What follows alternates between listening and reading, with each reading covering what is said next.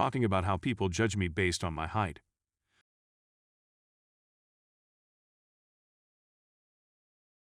What are you afraid to talk about because of the backlash you'll get for it? The fact that we are glorifying jobs like being a rapper and media influencer to the point that if a kid says that they want to have a real productive job, like a mailman, they're ridiculed. I personally wanted to be a butler growing up, but was bashed and made fun of it for it to the point that it tainted my goal in life and made me scared of following that dream because I'm scared of the backlash I could get. We should stop giving out so much money to people who do little to nothing in jobs like YouTubers and basketball players and start encouraging the younger generation to become teachers, scientists, doctors, etc., and push to raise their wages instead of docking them. We as a society as a whole have doomed the following generations. We're running out of the essential workers, people like farmers and truck drivers. How are you going to be when? There's no one farming the fields and no one to deliver the goods. I work as a window clerk/package sorter at a rural post office. I love my job. It gives me satisfaction. I had a high GPA in high school, did very well in college, but never graduated because it cost too much. My sister went through college, got her degree, and my best friend got her master's degree. So while I'm smart and have the ability to go for a higher paying job, provided I finish my bachelor's degree, I have not.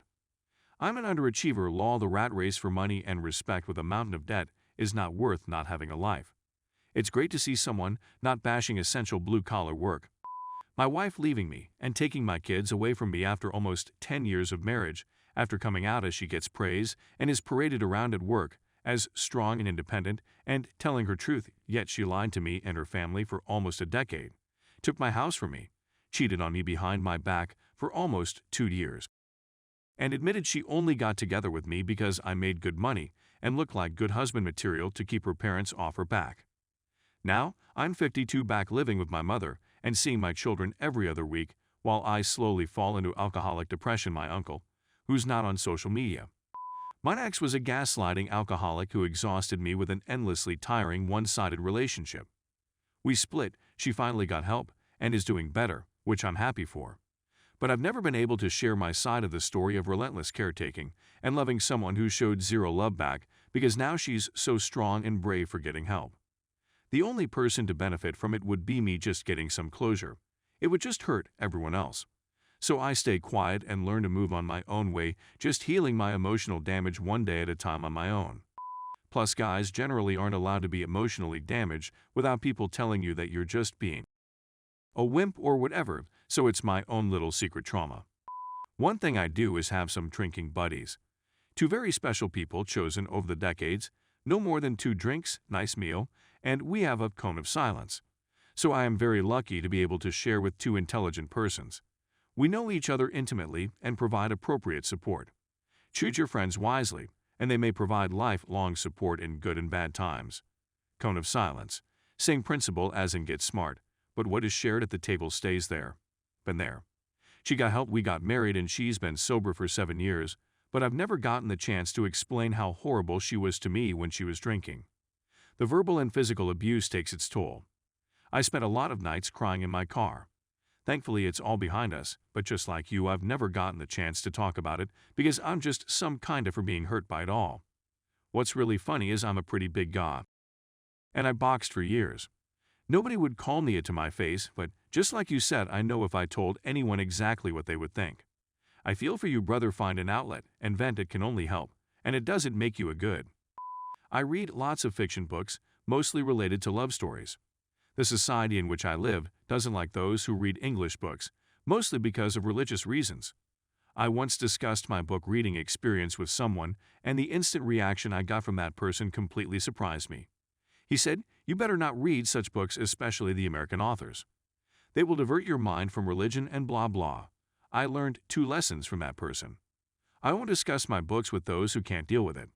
Second, I will follow my heart and continue reading books that I love, no matter what others think. Edit. Thank you for such encouraging messages.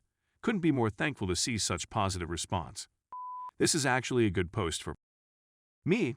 I told my parents last night that I have called the suicide hotline before and my mom wouldn't even give me a hug at it. I love all the love, and you all have literally made me less suicidal. I hugged my mom this morning. I think she was just so stunned that she needed to process. We were all crying, it was a mess, but I am planning on therapy and stuff to recover. Thanks so much again for all the love. Love all of y'all. My ex was a single mom, and I bonded with her daughter, so much that everyone thought she was legitimately mine. She was 2 when I met her, and we broke up this year.